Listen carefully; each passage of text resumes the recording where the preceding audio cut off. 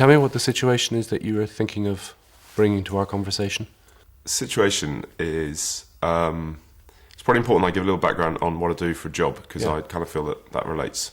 Yeah. So the conversation I want to have is about, I've got quite a broad range of decisions I could take, and it's trying to decide what I do next, potentially. Okay.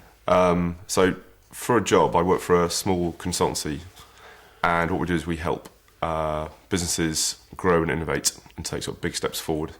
Our sort of USP in that is taking a very outside-in perspective.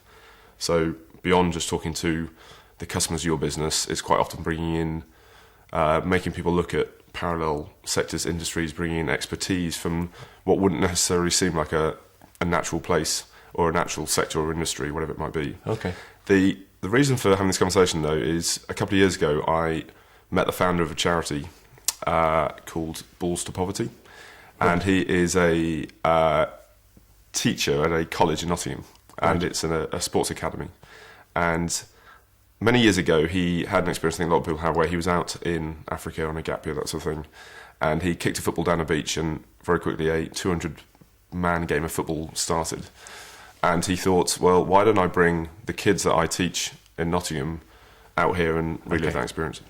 Okay. So my situation is that I met him a few years ago, and he told me about it, and I was very inspired and very sort of I was inspired by him actually as well, and by what he'd done, and the fact he'd done this off his own back, largely in his own time.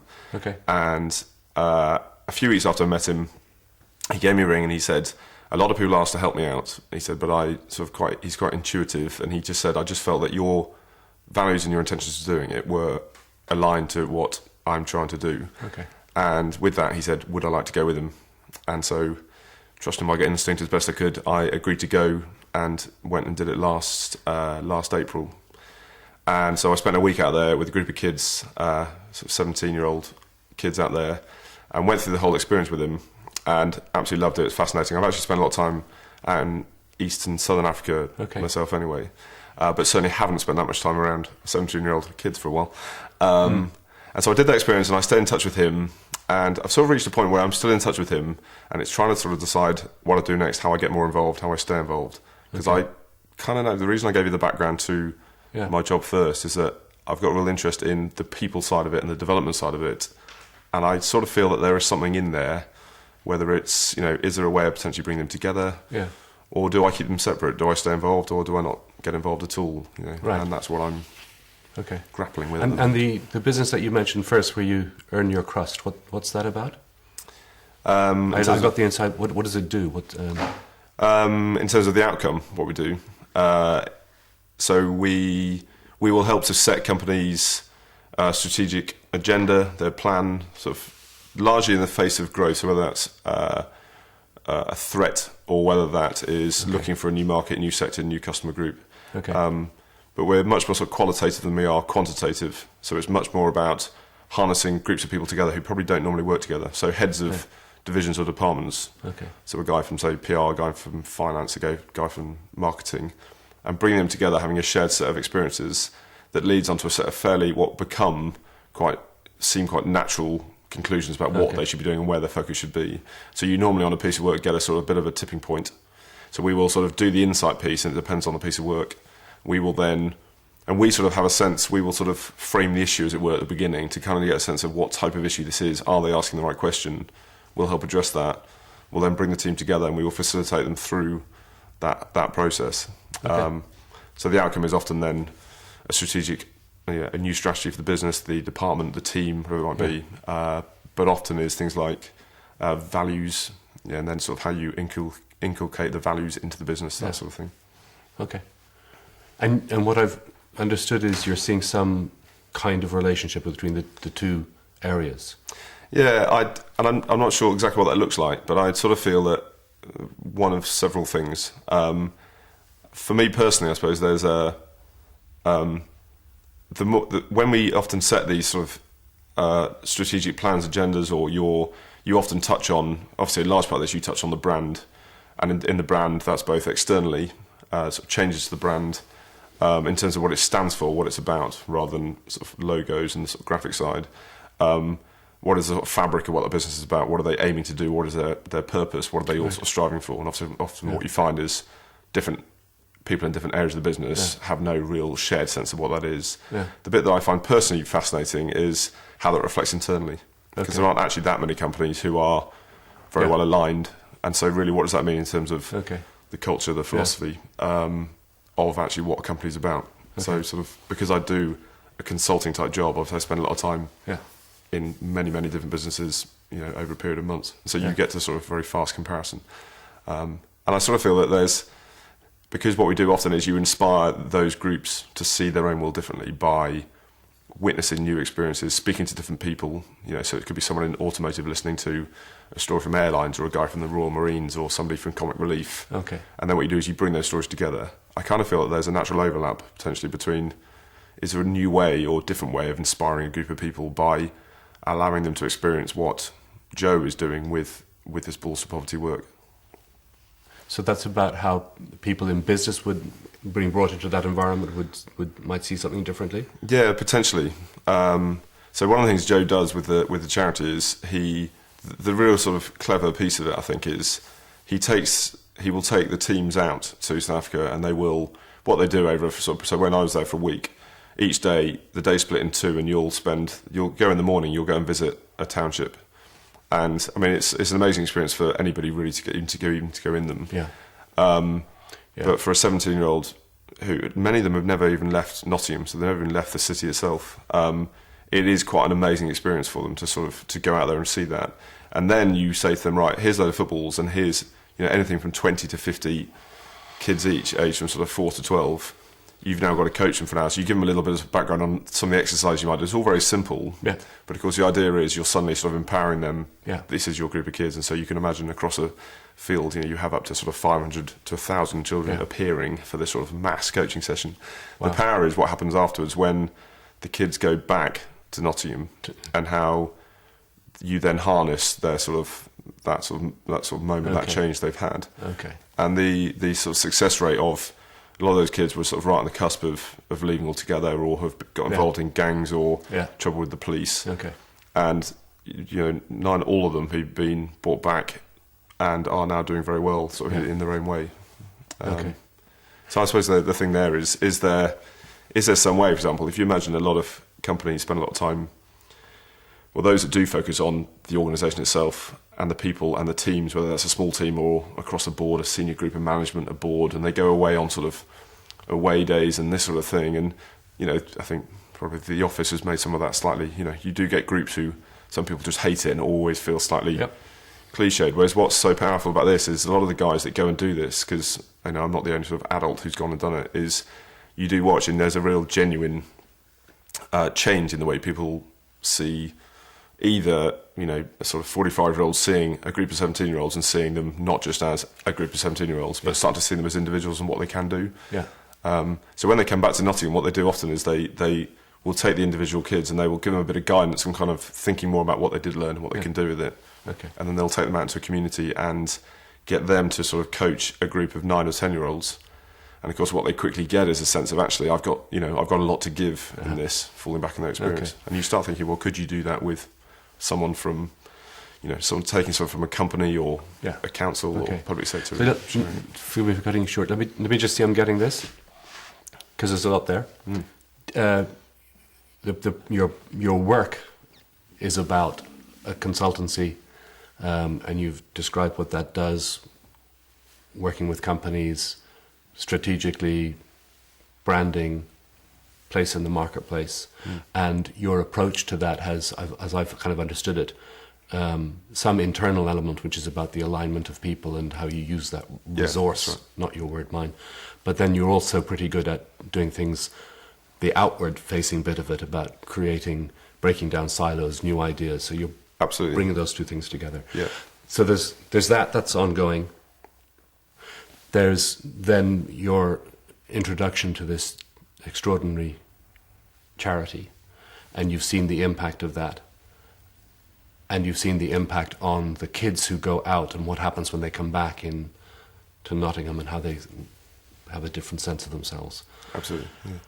And I asked you what the parallel was, and you said it's about how people see their worlds and how that can be changed. And then you developed that with what's the possibility also of bringing people from business into that environment and what might come out of that. Yeah. So is that, am I getting it? Yeah, and I suppose the thing for me is, to go back sort of one step, is that internal alignment for me personally is a bit I find really interesting.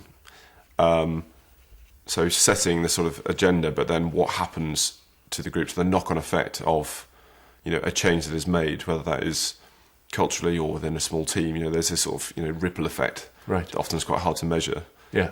So there's that element of it that I find really interesting, that sort of area of leadership and teams and development, and it's an area that I'm exploring more over the last few years and probably will pursue more.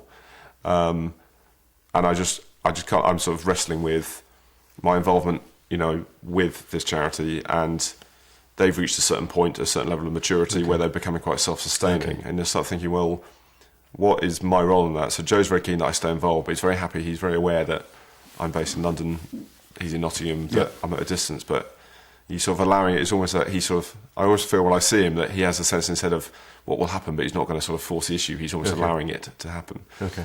And so I'm sort of wrestling with, do I keep the two separate? Is there a way I could benefit it? Okay. And I suppose for me personally, there's in terms of what I'd like to do, I'd like to reach a point where what I do for, sort of day jobs, as it were, yes, I could apply anywhere. So the sort of benefit of doing what I do and the skills I develop and the experience I gain moving forward over the next 5-10 years, I could just as easily apply to join Joe, say, on another trip and actually apply some of that thinking to the children. So sort of, as well as, to go back to your point, as well as bringing the kids to the adults in the companies, actually, is there something where you can start to do the other way as well? Yeah. If you see what I mean. And I'm just sort of playing with that area and my involvement, what I do next, I suppose. This may sound like there's an implicit judgment in it. There isn't. So it's actually less about. There isn't an implicit judgment in this. It's less about the kids and what they get and what happens. But this is what we're talking about here. I'm checking in this. Am I correct? It's more about what you do and what interests you and where you're headed.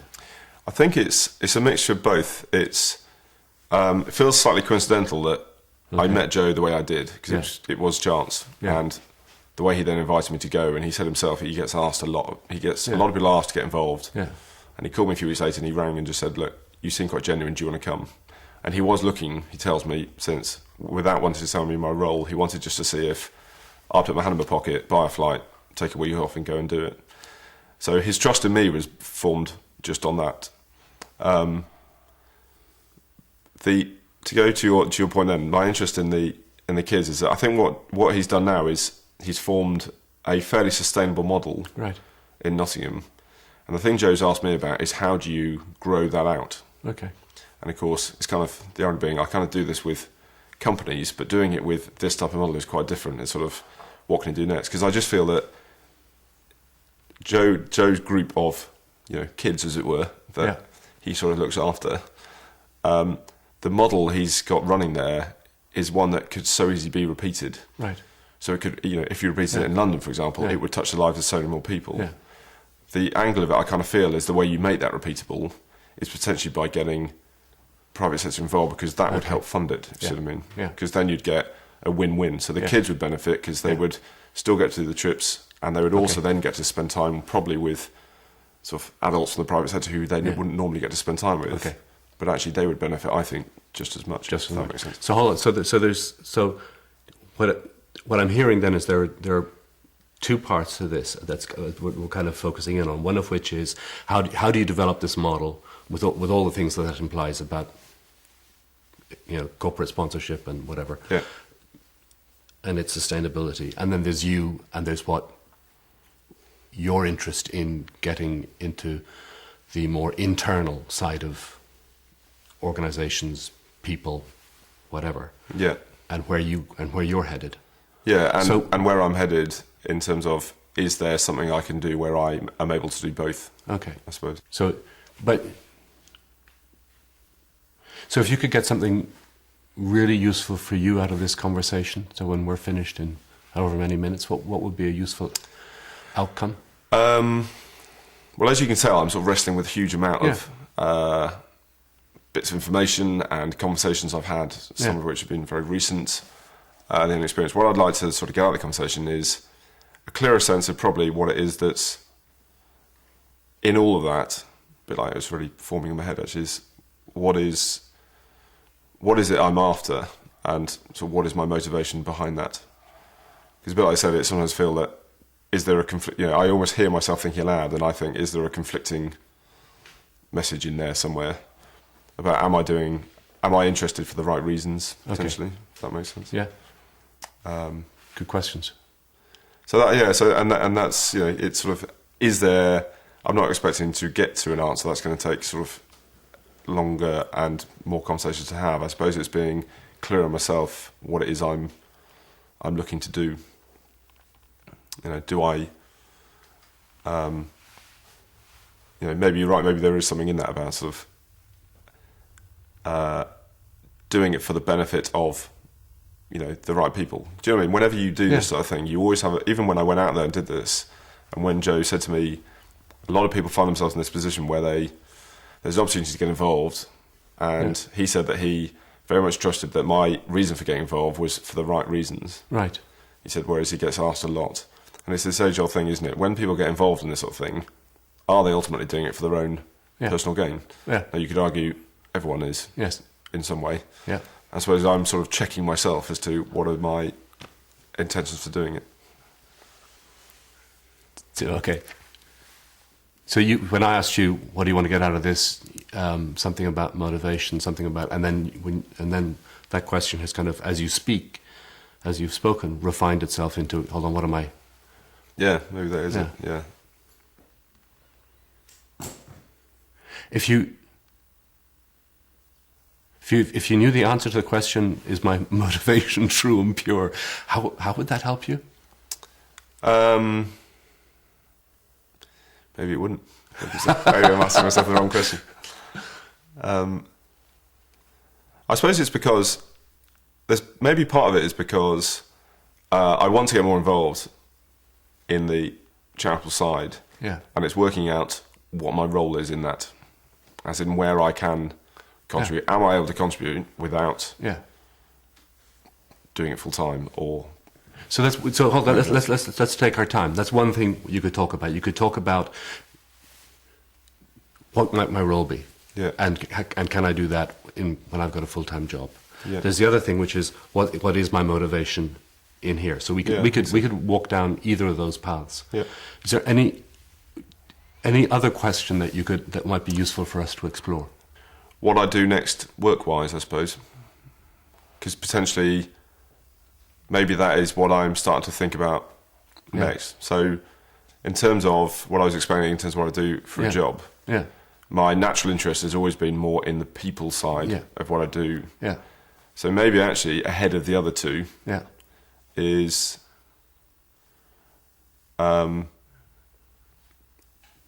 making a bit of a call myself in terms of which avenue I pursue and what that might look like. And professionally. Okay. And what I'd like to do is do that. Stay there. So we got 3 conversations we could had. Your role in the charity with the kids and all the good things that could happen there. Your motivation in looking in that direction. And then when I pushed it a little bit, you said, and there's also about what I do for a living, your professional life. So of those 3 things, which is most interesting to talk about, and I mean interesting, as opposed to important or vital, or which is most interesting to talk about? Interesting for me. Yeah. See, the bit that makes useful long-term choices isn't driven by should, must, or have to. Yeah. So if I ask you which is most important, you'll kind of tighten up and you'll go, this one. So I'm hoping if I say more interesting that your intuitive choice will. Well, I suppose the middle one. Really?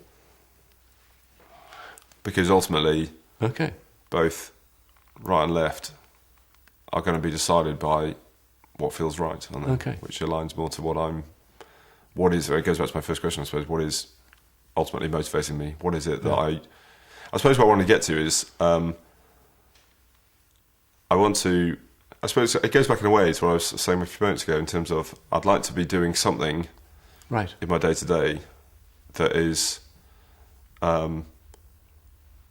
something I enjoy doing, something where I'm using what I'm sort of naturally good at doing to my own and other people's benefit.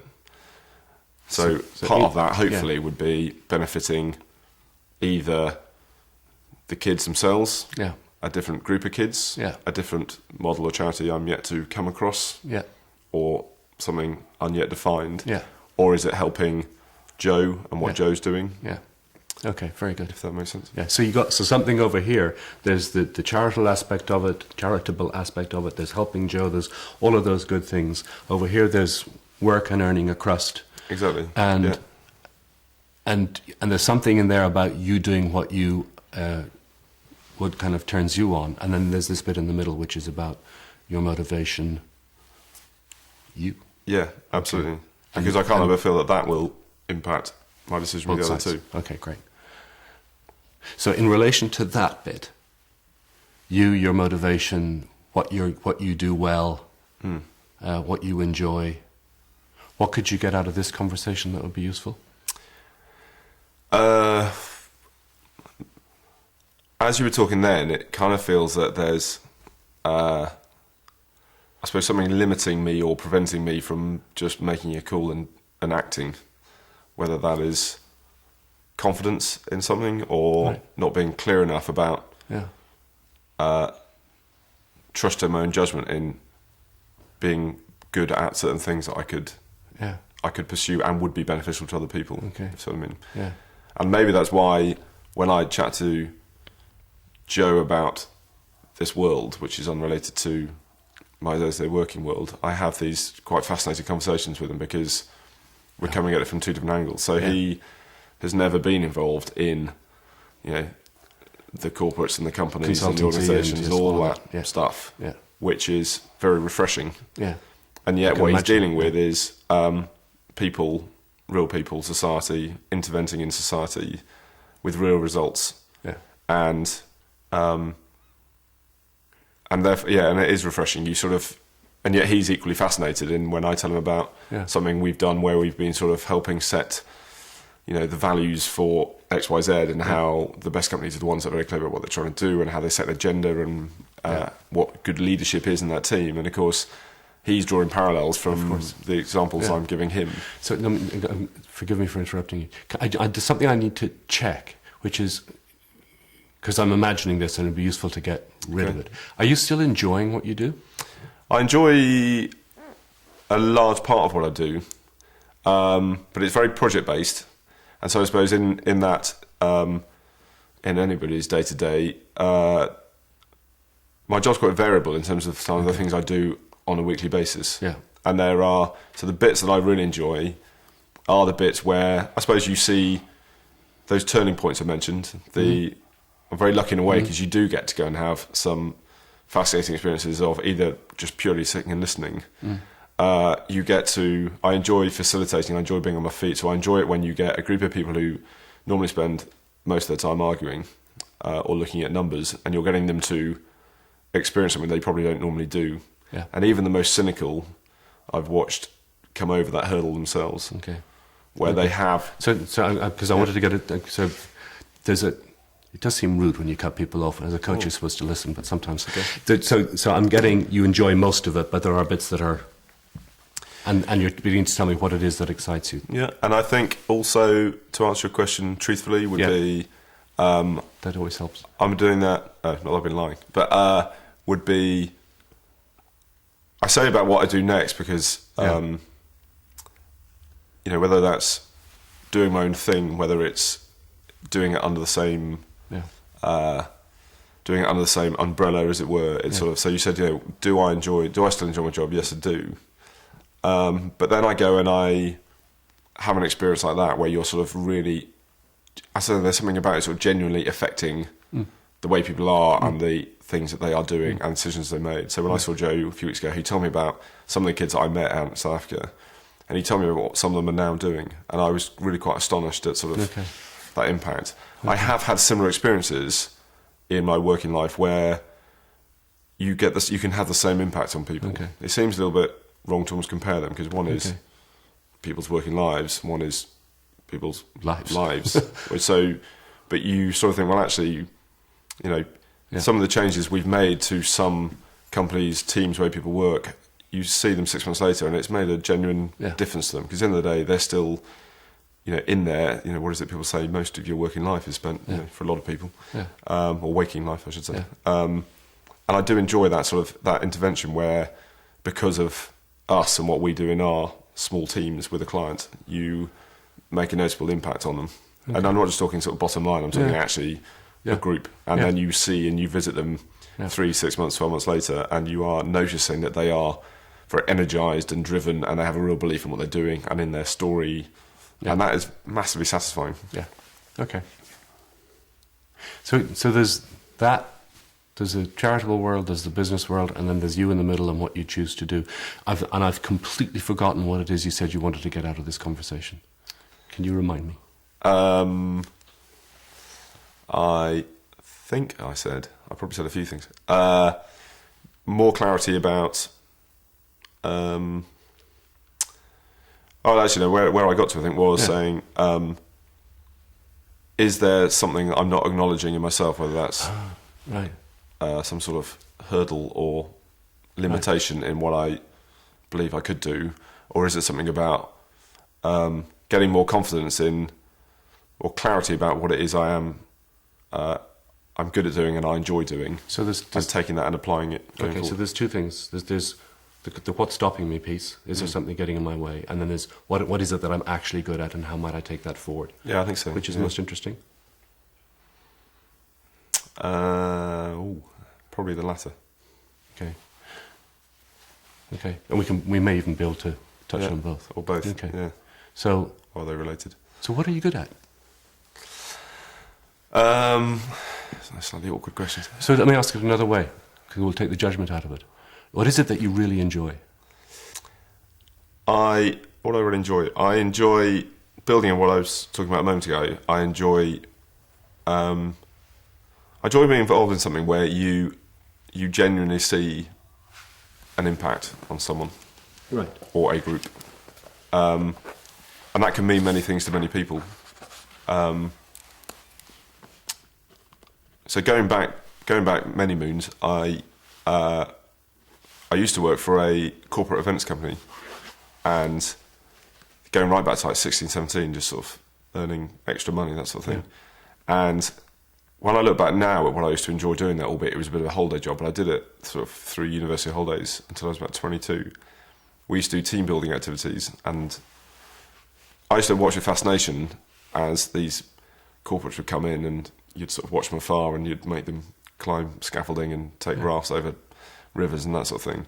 But I was always fascinated in watching the dynamic of the people, and watching the way the boss, who kind of, everyone was slightly nervous of, and how some of those, you were sort of watched as these dynamics were sort of very artificial, and the boss wasn't at all necessarily the natural leader of the group, and how often the quiet one was the one who stayed quiet for half of it and then intervened partway through, and often made the difference. Yeah. And I always used to love watching that, and obviously I was doing it day on day, so I had a huge amount to compare it with. Yeah. I then I spent a year out in Africa, and I worked for a charity in Tanzania.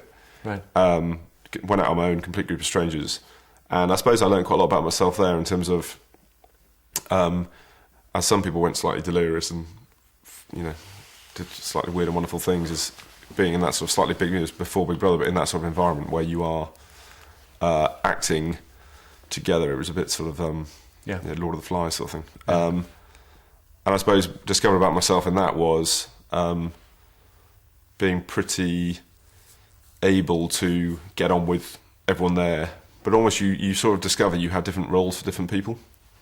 So at the time I was probably 22 or so, and so there were some people there who were sort of straight out of school, there were some people there who were same age, some people who were older, there was the guy that ran the whole thing, and I quite enjoyed finding my feet in terms of what it is you can contribute to the group. So what is it what was it that you were there to do? In Africa, it was a marine conservation project. So we went out there. Your specific contribution with those people that you enjoyed.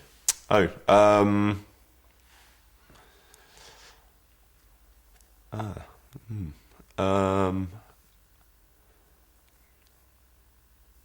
suppose I played. There were probably a few of us in that group who played the role of sort of a bit of the sort of were always sort of in the middle of everything that was kind of happening. Whether that is, in fact, a lot of that is right down to just quite functional, practical stuff. But what I suppose the thing I found fascinating was how, even though we had to fetch our own water every day and all this sort of thing, there were a lot of people who, despite the fact that they were reliant on that, because we were in the middle of nowhere, a lot of people still didn't really pull their own weight. And yet the group almost split, and there was a sort of group of about 25% of us who were kind of involved in everything. And as time went on, that core group became stronger and stronger. Yeah. And actually we were quite a mixed bag of people. But I think the thing we all had a shared sense of was what we were doing was beneficial to everyone there. In terms of my role, hard to say really. So what I'm trying, the purpose of this little bit of inquiry is, so what is it that you, Charlie, uniquely do, contribute, enjoy? What do I enjoy? I suppose, just thinking of other experiences, I enjoy, I quite enjoy the opportunity to bring energy into a group of people. I enjoy, or can enjoy, leading a group of people, but not always, sort of being that leader role.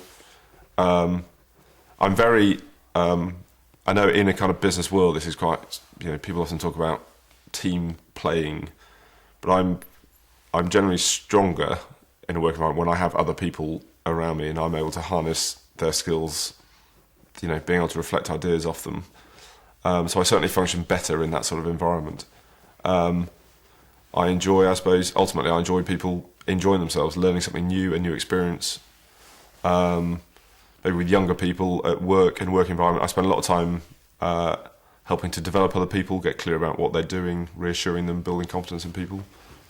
I've done quite a lot of sort of teaching, training, facilitating, so I enjoy that element. Whether it's going back to doing inductions for people, Okay. So bringing people up to speed, So- bringing them in part of a team, I suppose. Yeah. So just let me play back you some of the things. I haven't got them all accurately, and I don't have my glasses on, so I can't even read my own handwriting. Okay. But some of the things you said are about that whole piece of working with people, right back to the events organisation. There's something you're fascinated by the dynamics. There's something about being in the middle of the activity, bringing energy. Leading when you've got others around you, and then the last bit was actually it's about learning. It's about other people learning. It's about other people enjoying. It's about teaching. So Yeah, and learning myself, I think, in that. and learning yourself. Actually, just you say it there, that's probably actually sort of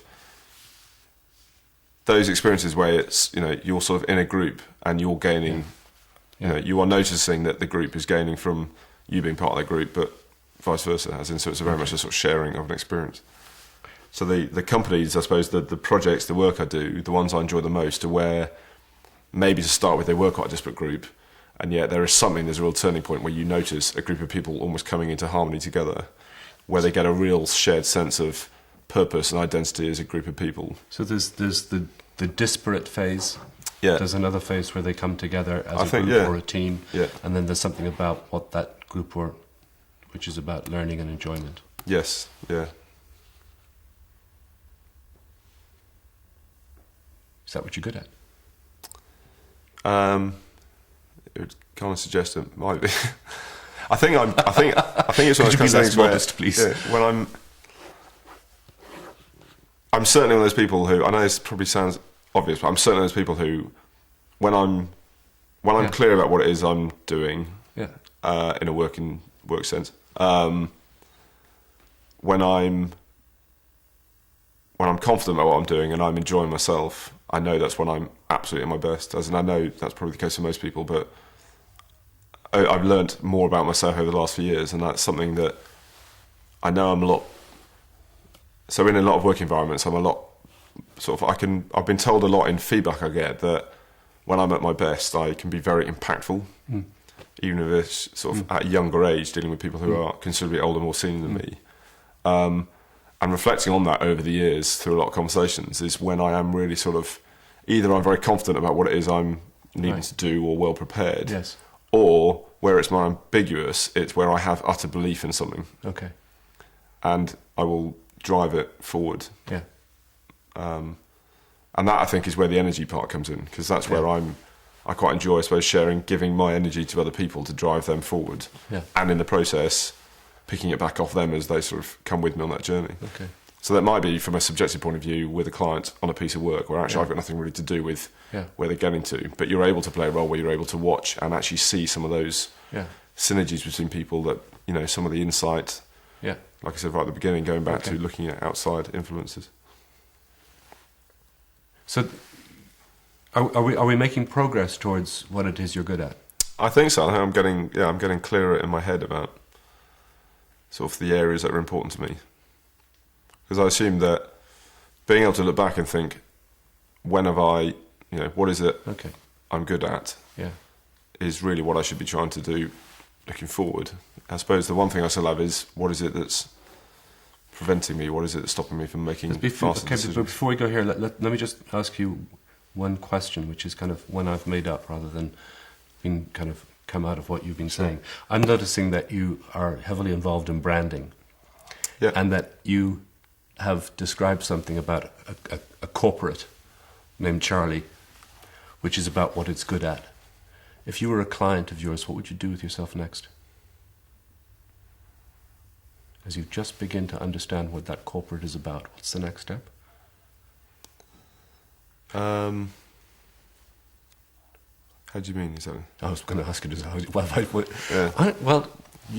As in, if I was one of my... If you were a corporate entity, which we could argue, but just imagine that if you were a corporate entity and you've done all your consultancy around the corporate entity, the work in the teams and the groups and the whatever else, and they've come up with something it's about the energy we provide, it's about bringing disparate people together into a sense of team or whatever, or community or whatever, and it's about then actually that translating into learning and enjoyment and whatever else. What would be your next step as a consultant to such an organisation? I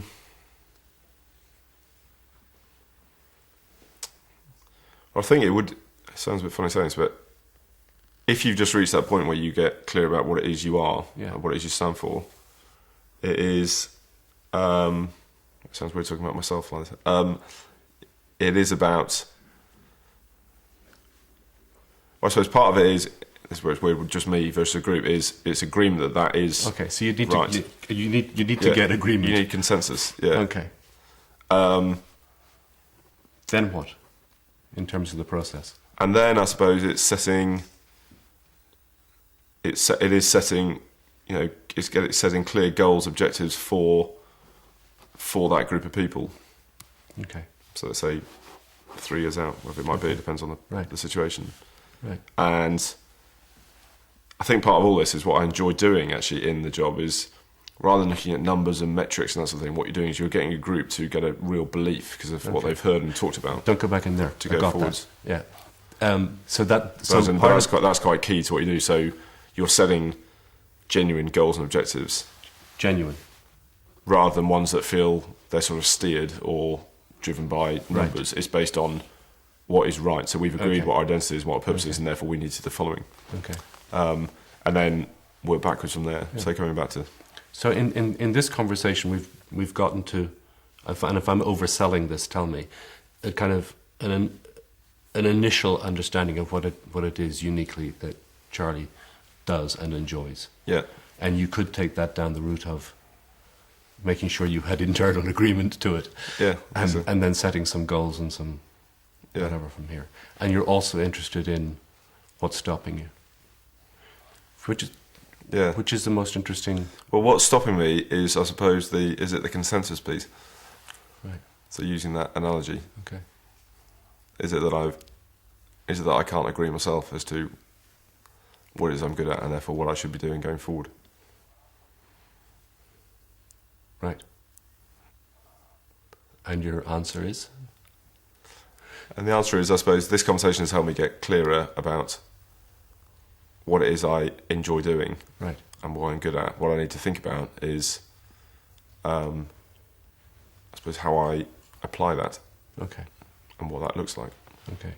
So when we started off, our goal for this conversation that we kind of went around the place and got to was to get to some initial clarity about what you were good at. Yeah. So how are we doing in relation to that? I'm clearer. The thing now, I suppose, that's front of mind is what is. I kind of feel that there is a blocker. There's something that's stopping me from right moving or choosing which path to move down. Okay. But I don't know what that is. So we'd probably need to set that up as an entirely separate conversation. Okay. But which we can easily do. Mm. If you were to hazard a guess, what is it that's stopping you? Feels like a bit of a confidence thing, I think. I'm not sure why. Confidence in what? Confidence in order to sort of potentially bring some of this together. So the ideas I talked about bringing the kids in line with companies. I suppose to do that, what I kind of need to do is have done it once and seen it work. Okay. And maybe it's having the confidence to do that. So I mean, as in, like I'm getting a growing belief that as I'm forming this in my head over the last few weeks, if not longer, that there is something genuinely quite, like sort of potentially very powerful in that for both groups. Right. And I suppose the thing is, I could easily be sitting here in a year's time and still be saying that to myself. So what is it that's going to push me over the edge to actually just commit to doing it and having a go? What was it that pushed you over the edge to buying a ticket in the first place?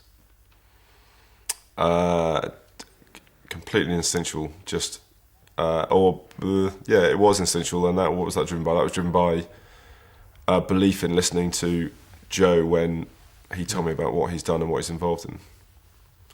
So without asking you to get this right, what might push you over the edge in terms of kicking off a project to test this idea? Maybe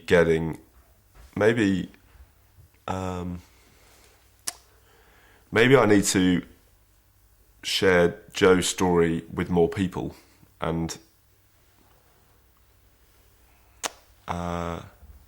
there's something about the way he's sort of quite well known for when he tells the story of what he's done.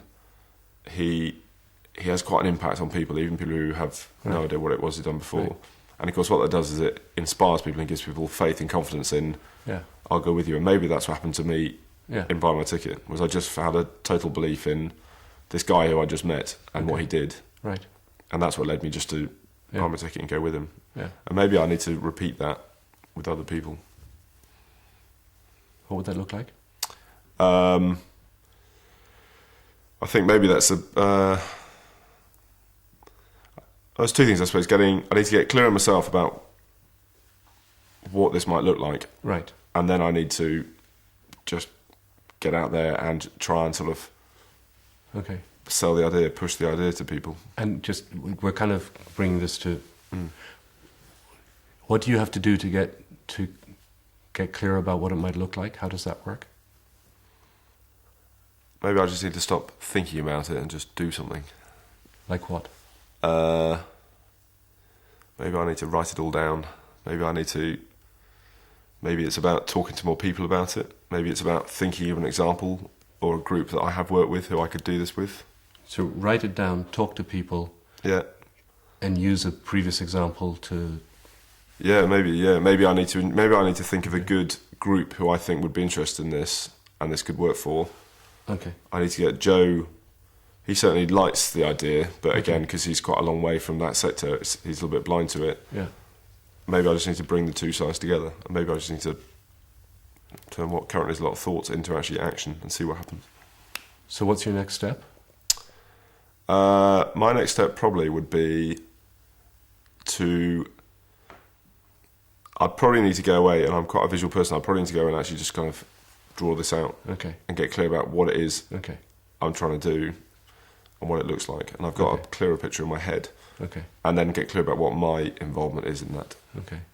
All right. So, how in bringing this to a close, how are we doing in this? You and I in this conversation? Yeah, we're doing well. I'm aware that I've got a very broad set of ideas and thoughts and experiences, and I know that I've talked about probably different elements of it. Yeah. So part of it is personal. Yeah. I think part of it is just a confidence and just a encouragement from others, or belief in myself to do it. Yeah.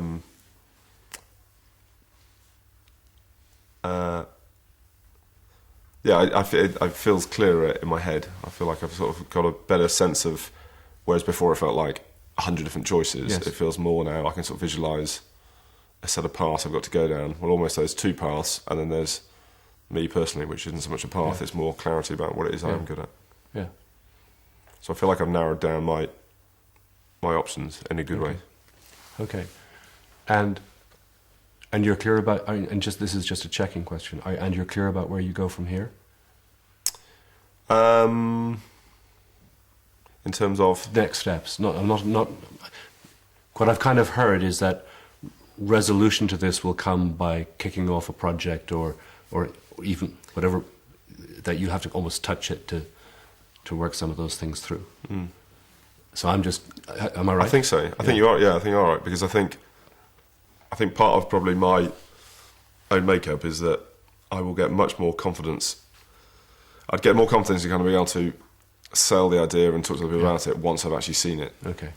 And so for that to happen, it's going to take a bit of a push on my behalf. Yeah. And finding the people and having a go at doing it. Yeah.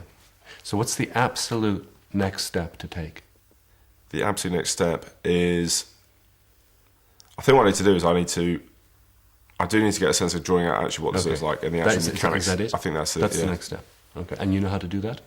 I think I do, yeah. Do you know how to do that, or don't you? Well, I mean, I don't know what the answer looks like. Okay. But that is all part of... But you know how to get started? I think I do, yeah. Okay. Yeah, I do. You do.